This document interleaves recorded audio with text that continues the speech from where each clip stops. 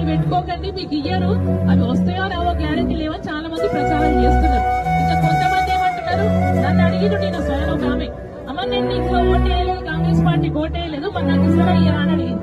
ఎవరు చెప్పిరమ్మా నీకంటే? కొంతమంది ఉన్నారు వేరే పార్టీ వాళ్ళు చెప్తున్నారు అట్లా, మీరు ఓటేయలే మీకు ఇయ్యరని చెప్తున్నారంటే అదంతా అబద్ధము.